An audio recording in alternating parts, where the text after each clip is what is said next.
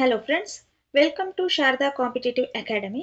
ನಾವು ಲಾಸ್ಟ್ ಕ್ಲಾಸಲ್ಲಿ ಹಿಸ್ಟ್ರಿ ಕೆಸೆಟ್ಗೆ ಸಂಬಂಧಪಟ್ಟಿರೋ ಹಾಗೆ ಏನು ಸಿಲೆಬಸ್ ಇದೆ ಅನ್ನೋದ್ರ ಬಗ್ಗೆ ನಾವು ಚರ್ಚೆ ಮಾಡಿದ್ವಿ. ಈಗ ಆ ಸಿಲೆಬಸ್ನ ಒಂದು ಆಧಾರವಾಗಿ ಒಂದೊಂದೇ ಟಾಪಿಕ್ನ ಒಂದೊಂದೇ ಚಾಪ್ಟರ್ ಏನೇನಿದೆ ಅನ್ನೋದ್ರ ಬಗ್ಗೆ ಅಧ್ಯಯನವನ್ನು ಮಾಡ್ತಾ ಬರೋಣ. ಯಾಕಂದರೆ ಈಗಿನಿಂದ ಸ್ಟಾರ್ಟ್ ಮಾಡಿದ್ರೆ ಮುಂಬರುವಂಥ October 11th ಏನಿದೆ ಕೆಸೆಟ್ ಎಕ್ಸಾಮ್ನ ಅದನ್ನು ಕ್ಲಿಯರ್ ಮಾಡ್ಕೊಳ್ಳೋಕ್ಕೆ ಬಹಳ ಅನುಕೂಲ ಆಗುತ್ತೆ. ಸೊ ಹಾಗಾಗಿ ಈಗ ಮೊದಲನೇ ಚಾಪ್ಟರ್ನಲ್ಲಿ ಇರುವಂಥ ಮೊದಲನೇ ಟಾಪಿಕ್ನ ಬಗ್ಗೆ ಚರ್ಚೆ ಮಾಡೋಣ. ನೋಡಿ ಏನಿದೆ ಇಲ್ಲಿ ಅಂತಂದರೆ ಇತಿಹಾಸ. ಇತಿಹಾಸ ಅಂತ ಅಂದರೆ ಗತಿಸಿ ಹೋದಂತಹ ಏನು ಸಂಗತಿಗಳಿದಾವೋ ಅವುಗಳನ್ನು ನಾವು ಕ್ರಮಬದ್ಧವಾಗಿ ಅಧ್ಯಯನ ಮಾಡುವಂಥ ಒಂದು ಶಾಸ್ತ್ರವನ್ನು ನಾವು ಇತಿಹಾಸ ಅಂತ ಕರಿತೀವಿ. ಏನು ಮಾನವನ ಭೂತಕಾಲದ ಘಟನೆಗಳು ಏನು ನಡೀತು, ಭೂತಕಾಲದಲ್ಲಿ ಅವನ ಒಂದು ಸಂಸ್ಕೃತಿ ಹೇಗೆ ಉಗಮವಾಯಿತು, ಸಂಸ್ಕೃತಿ ಹೇಗೆ ಬೆಳವಣಿಗೆ ಆಯಿತು ಬಗ್ಗೆ ಅಧ್ಯಯನವನ್ನು ಮಾಡುವಂಥದ್ದಾಗಿರ್ಬೋದು, ಹೇಗೆ ರಾಜಕೀಯತೆ ಆಗಿರ್ಬೋದು, ಆರ್ಥಿಕತೆ ಹೇಗಿತ್ತು, ಸಾಮಾಜಿಕ ವ್ಯವಸ್ಥೆ ಹೇಗೆ ಬೆಳವಣಿಗೆ ಆಯಿತು, ಇನ್ನು ಮುಂತಾದ ವಿಚಾರಗಳ ಬಗ್ಗೆ ಅಧ್ಯಯನವನ್ನು ಮಾಡುವಂಥದ್ದನ್ನು ನಾವು ಇತಿಹಾಸ ಅಂತ ಕರಿತೀವಿ. ಇತಿಹಾಸ ಎಂಬುದು ಹಿಂದಿನ ಘಟನೆಗಳ ಜೊತೆಗೆ ಈ ಘಟನೆಗಳ ಸ್ಮರಣೆಯನ್ನು ಮಾಡಿಕೊಳ್ಳುವಂಥದ್ದಾಗಿದೆ. ಆವಿಷ್ಕಾರ, ಸಂಗ್ರಹಣೆ ಮಾಡುವಂಥದ್ದು, ಸಂಘಟನೆಯನ್ನು ಮಾಡ್ಕೊಳ್ಳೋದು, ಪ್ರವೃತ್ತಿ ಮತ್ತು ವ್ಯಾಖ್ಯಾನಗಳನ್ನು ಒಳಗೊಂಡಿರುವಂಥದ್ದನ್ನೇ ನಾವು ಇತಿಹಾಸ ಅಂತ ಕರಿತೀವಿ. ಇತಿಹಾಸ ಅಂತ ಪದ ಸಂಸ್ಕೃತ ಭಾಷೆಯಿಂದ ಬಂದಿದೆ. ಯಾವ ಭಾಷೆಯಿಂದ ಬಂದಿದೆ? ಸಂಸ್ಕೃತ ಭಾಷೆಯಿಂದ ಬಂದಿದೆ. ಏನು ಇತಿಹಾಸ ಅಂತ ಅಂದರೆ ಇತಿ ಅನ್ನೋವಂಥದ್ದು, ಇತಿಹಾಸವನ್ನು ನಾವು 3 ಭಾಗಗಳಾಗಿ ವಿಂಗಡಿಸ್ತೀವಿ. ಇತಿಹಾಸ ನೋಡಿ, ಇತಿಹಾಸ ಇಲ್ಲಿ ಹಾಸ, ಇತಿಹಾಸವನ್ನು ನಾವು ಹೀಗೆ ನಿಶ್ಚಯವಾಗಿ ಆಗಿತ್ತು, ಹೀಗೆ ಆಗಿತ್ತಪ್ಪ ಅನ್ನೋದು ನಿಶ್ಚಯವಾಗಿ ಆಗಿತ್ತು ಅನ್ನೋದ್ರ ಬಗ್ಗೆ ಹೇಳೋದನ್ನು ನಾವು ಇತಿಹಾಸ ಅಂತ ಕರಿತೀವಿ. ಫಾರ್ ಎಕ್ಸಾಂಪಲ್ ಹೇಗೆ ಅಂತಂದರೆ, ಈಗ ಅಲ್ಲಾವುದ್ದೀನ್ ಖಿಲ್ಜಿ ಒಂದು ಮಾರುಕಟ್ಟೆ ಸುಧಾರಣೆಯನ್ನು ತರ್ತಾನೆ.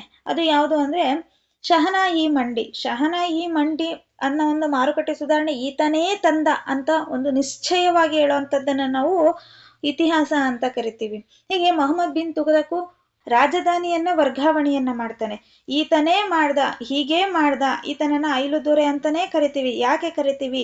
ಆತ ಮಾಡಿದಂತಹ ವಿಚಾರತೆ ಏನು, ಆತನ ಬಗ್ಗೆ ನಿಶ್ಚಯವಾಗಿ ಹೀಗೆ ಮಾಡಿದ್ದ ಅನ್ನೋದ್ರ ಬಗ್ಗೆ ಹೇಳುವಂಥದ್ದನ್ನ ನಾವು ಇತಿಹಾಸ ಅಂತ ಕರಿತೀವಿ. ಇತಿಹಾಸ ಅಂತ ಅಂದ್ರೆ ಹೀಗೆ ನಿಜವಾಗಿಯೂ ನಡೆದಿತ್ತು ಎಂಬ ಅರ್ಥವನ್ನ ನೀಡುತ್ತೆ. ಇದರ ಮೂಲಕ ಏನು ಇತಿಹಾಸ ಅಂತ ಅಂದ್ರೆ ಭೂತಕಾಲದಲ್ಲಿ ನಿಜವಾಗಿಯೂ ಇಂತಹ ಘಟನೆಗಳು ನಡೀತು ಅನ್ನೋ ಬಗ್ಗೆ ವಿವರಣೆಯನ್ನು ಕೊಡೋದನ್ನ ನಾವು ಇತಿಹಾಸ ಅಂತ ಕರಿತೀವಿ. ನೆಕ್ಸ್ಟ್ ಏನಿದೆ ಅಂತ ಅಂದ್ರೆ ನೋಡಿ, ಇತಿಹಾಸ ಅನ್ನೋಂಥ ಒಂದು ಪದ ಗ್ರೀಕ್ ಭಾಷೆಯಿಂದ ಬಂದಿದೆ. ಇತಿಹಾಸ ಅನ್ನೋಂಥದ್ದು, ಇತಿಹಾಸ ಅಂದ್ರೆ ಇಂಗ್ಲಿಷ್ನಲ್ಲಿ ನಾವು ಹಿಸ್ಟ್ರಿ ಅಂತ ಕರಿತೀವಿ. ಹಿಸ್ಟ್ರಿ ಅನ್ನುವಂಥ ಒಂದು ಪದ ಏನಿದೆ ಗ್ರೀಕ್ ಭಾಷೆಯಿಂದ ಬಂದಿದೆ. ಗ್ರೀಕ್ ಭಾಷೆಯ ಒಂದು ಹಿಸ್ಟೋರಿಯಾ ಎಂಬ ಪದದಿಂದ ಹಿಸ್ಟ್ರಿ ಅನ್ನುವಂಥ ಒಂದು ಪದ ಬಂದಿದೆ. ಹಿಸ್ಟೋರಿಯಾ ಅಂತ ಅಂದ್ರೆ ವಿಚಾರಣೆ ಮಾಡು, ಅನ್ವೇಷಣೆ ಮಾಡು, ತನಿಖೆ ಮಾಡು ಎಂಬ ಅರ್ಥವನ್ನ ನೀಡುತ್ತೆ. ನಂತರ ಲ್ಯಾಟಿನ್ ಮೂಲಕ ಇಂಗ್ಲಿಷ್ನಲ್ಲಿ ಹಿಸ್ಟ್ರಿ ಅನ್ನುವಂಥ ಒಂದು ಪದ ಉಗಮವಾಗುತ್ತೆ ಅನ್ನೋದ್ರ ನೋಡ್ಕೋಬೇಕಾಗತ್ತೆ. ನಂತರ ಹಿಸ್ಟ್ರಿ ಅನ್ನುವಂಥದ್ದನ್ನ ಹೆರಿಡೋಟಸ್ ಅವರ ಕಾಲದಲ್ಲಿ ಪ್ರಸಿದ್ಧಿ ಆಯಿತು. ಹೆರಿಡೋಟಸ್ ಅವ್ರನ್ನ ನಾವು ಇತಿಹಾಸದ ಪಿತಾಮಹ ಅಂತ ಕರಿತೀವಿ. ಹೆರಿಡೋಟಸ್ನ ನಾವು ಇತಿಹಾಸದ ಪಿತಾಮಹ ಅಂತ ಕರಿತೀವಿ. ಹೆರಿಡೋಟಸ್ ಏನು ಅಂದ್ರೆ, ಹೆರಿಡೋಟಸ್ ಬರೆದಿರುವಂತ ಒಂದು ಬುಕ್ ಇದೆ. ಯಾವುದು ಅದು? ಹಿಸ್ಟೋರಿಯಾ ಅನ್ನುವಂಥ ಒಂದು ಬುಕ್ಕು. ಈ ಬುಕ್ಕಲ್ಲಿ ಅವ್ರು ಹೇಳ್ತಾರೆ, ಭಾರತಕ್ಕೆ ಫಸ್ಟ್ ಟೈಮ್ ಇಂಡಿಯಾ ಅನ್ನೋಂಥ ಒಂದು ನೇಮ್ ಕೊಟ್ಟಿದ್ದು ಯಾರು ಅಂದ್ರೆ ಈ ಹೆರಿಡೋಟಸ್. ಈಗ ಪ್ರಶ್ನೆ ಹಾಕ್ಬೋದು, ಭಾರತಕ್ಕೆ ಇಂಡಿಯಾ ಎಂಬ ಪದವನ್ನ ಕೊಟ್ಟಂತಹ ಮೊದಲಿಗ ಯಾರು ಅಂತ ಅಂದ್ರೆ ಅವರು ಗ್ರೀಕ್ ಇತಿಹಾಸಕಾರನಾದಂತಹ ಯಾರು? ಹೆರಿಡೋಟಸ್. ಆಮೇಲೆ ಭಾರತದ ಒಂದು ಇತಿಹಾಸದ ಪಿತಾಮಹ ಅಂತ ನಾವು ಯಾರನ್ನ ಕರಿತೀವಿ? ಈತನನ್ನ ಇತಿಹಾಸದ ಪಿತಾಮಹ ಅಂತ ಕರಿತೀವಿ. ಯಾರನ್ನ? ಹೆರಿಡೋಟಸ್ನ. ಆದ್ರೆ ಭಾರತದ ಇತಿಹಾಸದ ಪಿತಾಮಹ ಅಂತ ಯಾರನ್ನ ಕರಿತೀವಿ ಅಂತ ಅಂದ್ರೆ ಕಲ್ಲಣ್ಣನನ್ನ ನಾವು ಭಾರತದ ಇತಿಹಾಸದ ಪಿತಾಮಹ, ಫಾದರ್ ಆಫ್ ಇಂಡಿಯನ್ ಹಿಸ್ಟ್ರಿ ಅಂತ ಕರಿತೀವಿ. ಫಾದರ್ ಆಫ್ ಇಂಡಿಯನ್ ಹಿಸ್ಟ್ರಿ ಯಾರು? ಕಲ್ಲಣ್ಣ. ಆತ ಬರೆದಿರುವಂತ ಕೃತಿ ಯಾವುದು? ರಾಜತರಂಗಿಣಿ. ಯಾರು ಕಲ್ಲಣ ಬರೆದಿರೋ ಅಂಥದ್ದು ಕೃತಿ ರಾಜತರಂಗಿಣಿ. ರಾಜತರಂಗಿಣಿ. ನೋಡಿ, ನಾವು ಇತಿಹಾಸವನ್ನ ಯಾಕೆ ಓದಬೇಕು, ಇತಿಹಾಸ ಓದುವುದರಿಂದ ನಮ್ಗೆ ಏನು, ಇತಿಹಾಸದ ಮಹತ್ವ ಏನು ಅನ್ನೋದು ತಿಳ್ಕೊಳ್ಬೇಕಾದ್ರೆ ನೋಡೋದಾದ್ರೆ, ಭೂತಕಾಲವನ್ನ ತಿಳಿದುಕೊಳ್ಳೋದಕ್ಕೋಸ್ಕರ ನಮ್ಗೆ ಇತಿಹಾಸ ಬಹಳ ಮುಖ್ಯ. ಹಿಂದೆ ಏನ್ ನಡೆದಿತ್ತು, ಯಾವ ರೀತಿಯಾದಂಥ ಘಟನೆಗಳು ನಡೆದಿದ್ವು ಅನ್ನೋದ್ರ ಬಗ್ಗೆ ತಿಳ್ಕೊಳ್ಳೋದು ಬಹಳ ಬಹಳ ಮುಖ್ಯ. ಸಮಾಜದ ಬೆಳವಣಿಗೆಯನ್ನ ಅರ್ಥ ಮಾಡ್ಕೊಳ್ಳೋದಕ್ಕೆ ಇತಿಹಾಸ ಪ್ರಮುಖ ಪಾತ್ರವನ್ನ ನಿರ್ವಹಿಸುತ್ತೆ. ಭವಿಷ್ಯಕ್ಕೆ ಪಾಠಗಳನ್ನ ಕಲಿಸೋದಕ್ಕೂ ಇತಿಹಾಸ ಬಹಳ ಮುಖ್ಯ. ಇತಿಹಾಸ ಅಂದ್ರೆ ಏನು ಅನ್ನೋದ್ರ ಬಗ್ಗೆ ನಾವು ತಿಳ್ಕೊಂಡ್ವಿ. ಈಗ ನೋಡಿ, ಇತಿಹಾಸ ಹೀಗೆ ನಡೀತು ಅನ್ನೋದು ನಮ್ಗೆ ಹೇಗೆ ಗೊತ್ತಾಗುತ್ತೆ ಅಂದ್ರೆ, ಅದು ದೊರೆಯುವಂತ ಮೂಲಗಳ ಆಧಾರದ ಮೂಲಕ ನಾವು ಇತಿಹಾಸವನ್ನ ಅಧ್ಯಯನವನ್ನ ಮಾಡ್ತೀವಿ. ಹಾಗಾದ್ರೆ ಯಾವ ಯಾವ ಮೂಲಗಳಿದಾವೆ, ಯಾವ್ಯಾವ ಮೂಲಗಳ ಮೂಲಕ ನಾವು ಇತಿಹಾಸವನ್ನ ಅಧ್ಯಯನವನ್ನ ಮಾಡ್ತೀವಿ ಅಂದ್ರೆ, ಈ ಮೂಲಗಳನ್ನ ನಾವು 2 ಭಾಗಗಳಾಗಿ ವಿಂಗಡಿಸ್ತೀವಿ. ಮೊದಲನೇದು ಪುರಾತತ್ವ ಮೂಲಗಳು, ಎರಡನೇದು ಸಾಹಿತ್ಯ ಮೂಲಗಳು. ಮೊದಲನೇದಾಗಿ ಪುರಾತತ್ವ ಮೂಲಗಳು. ಪುರಾತತ್ವ ಮೂಲಗಳು ಅಲ್ಲಿ ನಾವು ಯಾವ್ಯಾವ ನೋಡ್ತೀವಿ ಅಂದ್ರೆ, ಉತ್ಖನನ, ನಾಣ್ಯಗಳು, ಮೂರ್ತಿಗಳು, ಕಟ್ಟಡಗಳು, ಮಣ್ಣಿನ ಪಾತ್ರೆಗಳು, ಕಟ್ಟಡ ಅವಶೇಷಗಳು, ಸಮಾಧಿಗಳು, ಇವೆಲ್ಲವುಗಳನ್ನ ನಾವು ಪುರಾತತ್ವ ಮೂಲಗಳು ಅಂತ ಕರಿತೀವಿ. ಉತ್ಖನನ ಅಂತ ಅಂದ್ರೆ ಏನು, ಭೂಮಿಯ ಒಳಗಿರುವಂತ ಯಾವ ರೀತಿಯಾದಂಥ ಅವಶೇಷಗಳಿದೆಯೋ ಅದನ್ನ ವೈಜ್ಞಾನಿಕಗಳ ಮೂಲಕ, ಭೂ ಅಗೆತದ ಮೂಲಕ ಹೊರ ತೆಗೆಯೋದನ್ನ ನಾವು ಉತ್ಖನನ ಅಂತ ಕರಿತೀವಿ. ಇದಕ್ಕೆ ಬೆಸ್ಟ್ ಎಕ್ಸಾಂಪಲ್ ಹರಪ್ಪ ನಾಗರಿಕತೆ, ಹೌದಲ್ವಾ? ನಮ್ಮ ಹರಪ್ಪ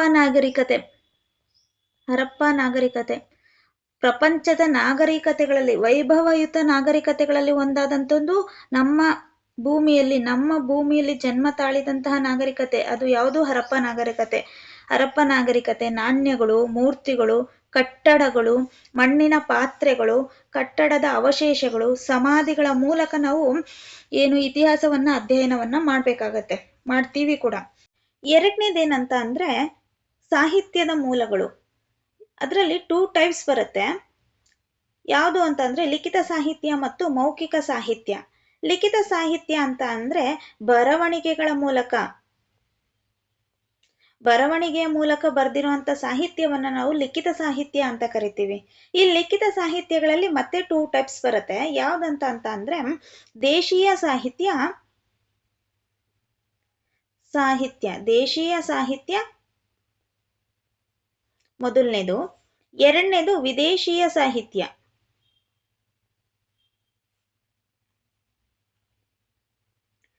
ದೇಶೀಯ ಸಾಹಿತ್ಯ ಅಂತ ಅಂದ್ರೆ ಏನು, ನಮ್ಮ ದೇಶಿಗರು ಬರ್ದಿರುವಂತ ಒಂದು ಸಾಹಿತ್ಯದ ಬರವಣಿಗೆ, ನಮ್ಮ ದೇಶಿಗರು ಬರ್ದಿರುವಂತ ಬರವಣಿಗೆಗಳನ್ನ ನಾವು ದೇಶೀಯ ಸಾಹಿತ್ಯ ಅಂತ ಕರಿತೀವಿ. ಉದಾಹರಣೆಗೆ ಹಾಲ ಬರ್ದಿರುವಂತ ಗಥಾ ಸಪ್ತಸತಿ ಆಗಿರ್ಬೋದು, ಪಂಪ ಬರ್ದಿರುವಂತ ವಿಕ್ರಮಾರ್ಜುನ ವಿಜಯ ಆಗಿರ್ಬೋದು, ಬಿಲ್ಹಣ ಬರ್ದಿರುವಂತ ವಿಕ್ರಮಾಂಕ ದೇವಚರಿತ ಆಗಿರ್ಬೋದು, ಬಾಣಭಟ್ಟ ಬರ್ದಿರುವಂತ ಹರ್ಷಚರಿತ, ಹಿಂಗೆ ಸಾಕಷ್ಟು ಸಾಹಿತ್ಯ ಇರೋದನ್ನ ನಾವು ಕಾಣಬಹುದಾಗಿದೆ. ಹಾಗೆ ವಿದೇಶಿ ಸಾಹಿತ್ಯಗರು ಅಂತ ಅಂದ್ರೆ ವಿದೇಶಿಗರು ಏನು ನಮ್ಮ ಭಾರತಕ್ಕೆ ಬಂದು ಅವರು ಇಲ್ಲಿನ ಒಂದು ಸಂಸ್ಕೃತಿಯನ್ನ, ಇಲ್ಲಿನ ಒಂದು ಸಾಮಾಜಿಕ ವ್ಯವಸ್ಥೆಯನ್ನ ಅರ್ಥಕೊಂಡು ಬರ್ದಿರೋಂತ ಒಂದು ಸಾಹಿತ್ಯವನ್ನ ನಾವು ವಿದೇಶಿಯ ಸಾಹಿತ್ಯ ಅಂತ ಕರಿತೀವಿ. ಉದಾಹರಣೆಗೆ ಯಾವ್ದ್ಯಾವ್ದು ಅಂತ ಹೇಳ್ಬೋದು ಅಂದ್ರೆ, ಮೆಗಾಸ್ತಾನಿಸ್ ಬರ್ದಿರೋಂತ ಒಂದು ಇಂಡಿಕಾ, ಇವೆಲ್ಲವೂ ಕೂಡ ಬಹಳ ಮುಖ್ಯ. ಇದರ ಲಿಖಿತ ಸಾಹಿತ್ಯ ಅನ್ನೋಂಥದ್ದು ಬಹಳಷ್ಟು ಸಾರಿ ಎಕ್ಸಾಮ್ನಲ್ಲಿ ಕೇಳಿರುವಂತ ಒಂದು ಪ್ರಶ್ನೆ ಆಗಿರುತ್ತೆ. ಹೀಗಾಗಿ ಇದನ್ನ ನಾವು ಮುಂದಿನ ತರಗತಿಯಲ್ಲಿ ಒಂದು ಟಾಪಿಕ್ ಆಗಿ ತಗೊಂಡು ಅಧ್ಯಯನವನ್ನ ಮಾಡೋಣ ಅಂತ ಹೇಳ್ತಾ, ಇದಿಷ್ಟು ಇದಾಯ್ತು ಲಿಖಿತ ಸಾಹಿತ್ಯ. ಈಗ ನೆಕ್ಸ್ಟ್ ಮೌಖಿಕ ಸಾಹಿತ್ಯ.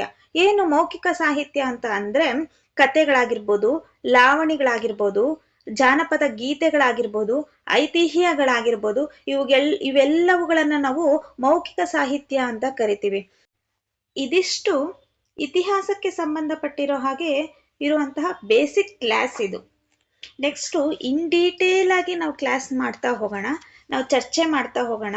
ಇತಿಹಾಸಕ್ಕೆ ಸಂಬಂಧಪಟ್ಟಿರೋ ಹಾಗೆ ಯಾವ್ಯಾವ ಟಾಪಿಕ್ಸ್ ಇದೆ ಅನ್ನೋಂಥದ್ದನ್ನ ನೋಡ್ತಾ ಹೋಗೋಣ. ಅದ್ರ ಜೊತೆಗೆ ಸುಮಾರು ಕ್ವಶನ್ಸ್ ಪೇಪರ್ಸ್ ಇದೆ ನನ್ನ ಹತ್ರ. ಆ ಎಲ್ಲ ಕ್ವಶನ್ ಪೇಪರ್ಸ್ ಅನ್ನ ಕೂಡ ಬಿಡಿಸೋಣ.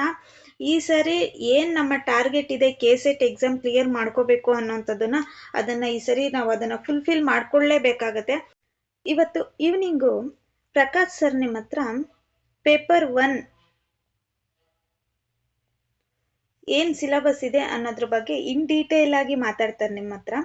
ಆ ಕ್ಲಾಸ್ನ ಯಾರೂ ಮಿಸ್ ಮಾಡ್ಕೋಬೇಡಿ, ಯಾಕಂದರೆ ಅವ್ರು ತುಂಬ ಒಳ್ಳೆ ಫ್ಯಾಕಲ್ಟಿ, ತುಂಬ ಎಕ್ಸ್ಪೀರಿಯನ್ಸ್ ಇರುವಂಥ ಫ್ಯಾಕಲ್ಟಿ, ಈ ಫೀಲ್ಡ್ಗೆ ಸಂಬಂಧಪಟ್ಟಿರೋ ಹಾಗೆ ತುಂಬ ಎಕ್ಸ್ಪೀರಿಯನ್ಸ್ ಇರುವಂಥ ಫ್ಯಾಕಲ್ಟಿ. ಆ ಕ್ಲಾಸ್ನ ಯಾರೂ ಮಿಸ್ ಮಾಡ್ಕೋಬೇಡಿ ಅಂತ ಹೇಳ್ತಾ, ಈ ವಿಡಿಯೋವನ್ನು ಕೊನೆ ತನಕ ನೋಡಿರೋಂಥ ಎಲ್ಲರಿಗೂ ಥ್ಯಾಂಕ್ ಯು ವೆರಿ ಮಚ್.